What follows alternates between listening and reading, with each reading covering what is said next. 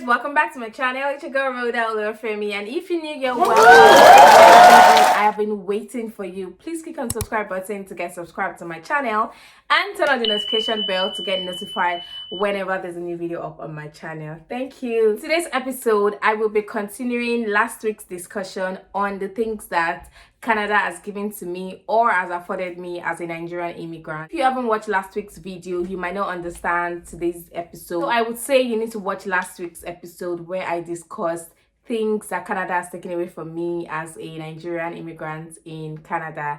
And today I'm just going to be continuing on last week's discussion. Not wasting much of your time, let's just go right into it. So the first thing that Canada has afforded me as a Nigerian immigrant in Canada is adequate, quality and consistent healthcare, and I'll tell you why. I recall when I took ill 1 week into my stay in Canada, I had a different experience at the hospital that I'd never had before, and it didn't stop there. The post-hospitalization care was very consistent, and it also did not stop there. As someone who patronizes like the healthcare industry, experience thus far has been very good, and I would give it to them like 100. I also recall that there was a time that I was overwhelmed with, the care, and it just dawned on me that it was from a place of dysfunction, where I had never experienced this kind of care, and this is actually what it should be. So I was connected to my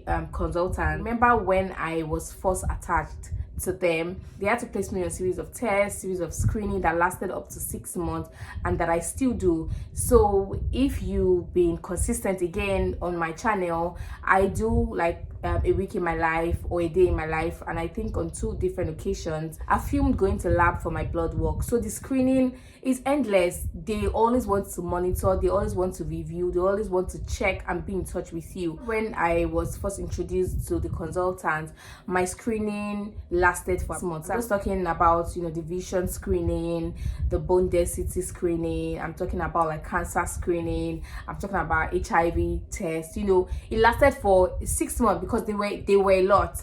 And I recall when I saw this on my portal, I was very scared, and I reached out to them to ask them if they saw anything that warranted me doing all of these tests, because they were a lot and I was actually scared. Like I was scared, and I had to reach out to them, like, just tell me, like, if you guys saw anything. Did they say anything at the hospital? I'm like, no, that's these are things that they would have me do on a regular basis. So I know that my eye screening, the next one will be in not this year, it will be next year. So 2 years after I'll be doing, I did it last year, so 2 years, that will be 2026. I'm going to be doing my eye screening again, just for them to keep in touch and just keep reviewing. So I cannot even say, if saying more than this will be me now bluffing. And they call me from time to time. My medications, I don't have to go to the pharmacy to say, oh, I don't have this, give me this. They already have it. So the pharmacy also, they have a record.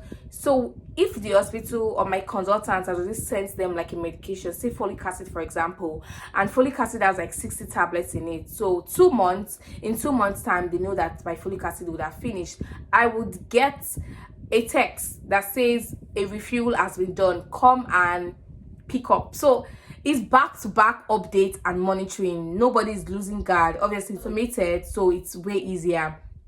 And for me, that's consistency. For me, that's seamless. For me, that's quality. For me, that's adequate. So number one thing is adequate, consistent and quality healthcare services. But it is very expensive. That one, I think everyone knows. Like, it is very expensive. I tell you for a fact, because I've been hospitalized, I've gotten my bill, I know everything. So if you don't have like insurance or health card, you guys also recall that I recently went to get my health card. I registered and it has been delivered. So if you don't have like any form of insurance or whatsoever, you will be paying a ton shit of money. You will be paying a lot of money, because a night at the hospital is 3,000, and that's the bed. So it's just the room, like the room where you sleep is 3,000 for a night. So imagine being there for 2 weeks or a week. I've never been I've never had to be at the hospital for 1 week, but imagine being there 3 nights. That's 9K. Like, that's a lot of money. I think I have it. I'll actually put it up there. So you pay 3,000. They will also charge, the surgeon will also charge you for their fees if you go through the emergency. If 911 comes to pick you up, you also be paying. That's about 250. So give or take. So I'm talking again, this is what I have experienced. So 3 nights, I think I got a bill of about 11,000, including the tax. It comes with complimentary food, obviously. So yeah, so it's pricey, but it is good. And sometimes, because I have social workers, they will also call you to just check on you. They'll ask you, hope work is not stressful, hope you're fine, hope nothing is bothering you. Like, you could literally just talk to them. If you're having emotional breakdown, let them know. They would advise you, because they don't want you to be sick.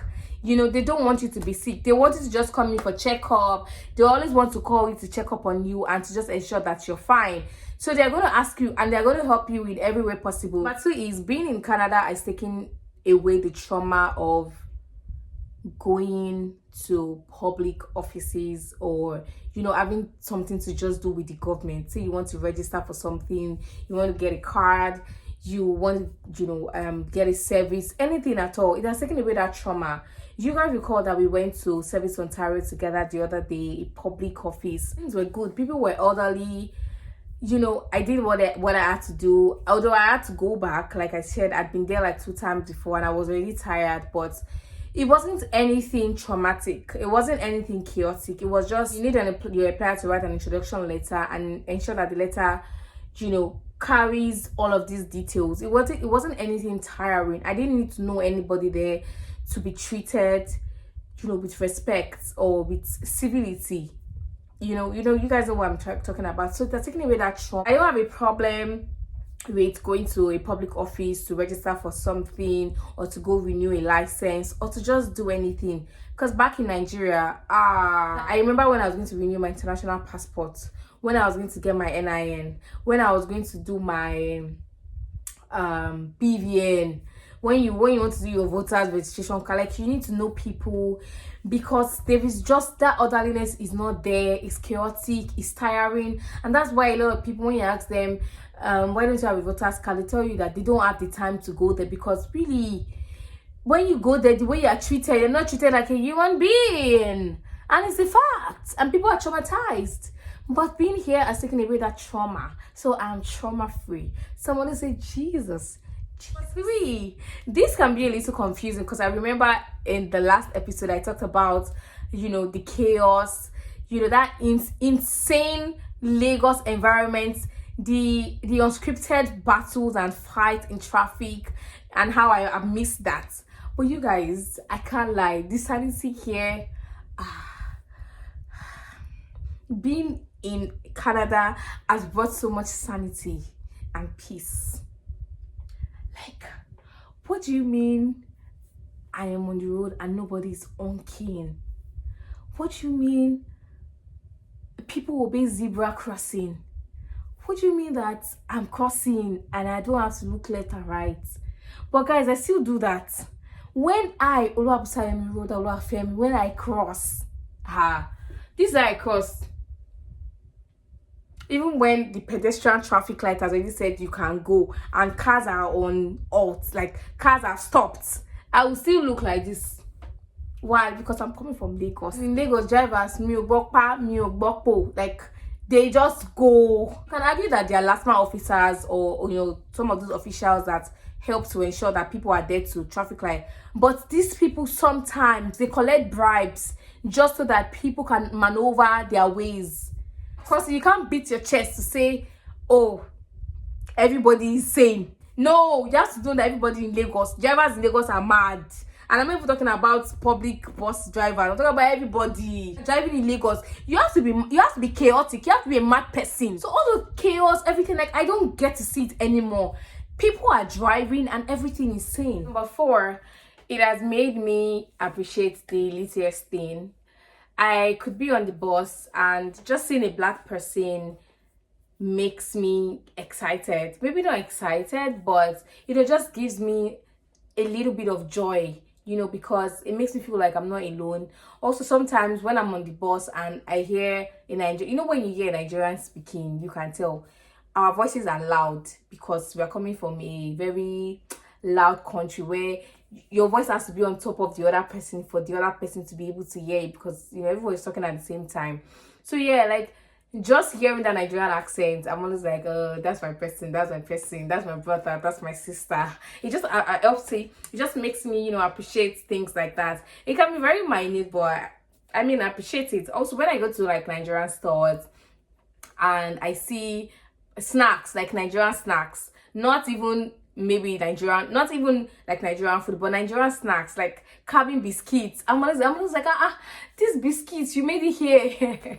I'm always excited. Just the littlest tiny things that, you know, makes me feel like, oh, I have a community here, even though I don't know them, but you know, just the community of Nigerian people. As you make eye contact and like, I know why you're making the eye contact. You know, I like it. And I think that's about it. If you're a Nigerian in Canada, let me know in the comment section the things that living here has afforded you that you were not able to afford back home. It could be anything. Thank you guys for watching. I'll see you in my next episode. Please click on the subscribe button and turn on the notification button to get notified whenever there's a new video up on my channel. Bye guys, I'll see you guys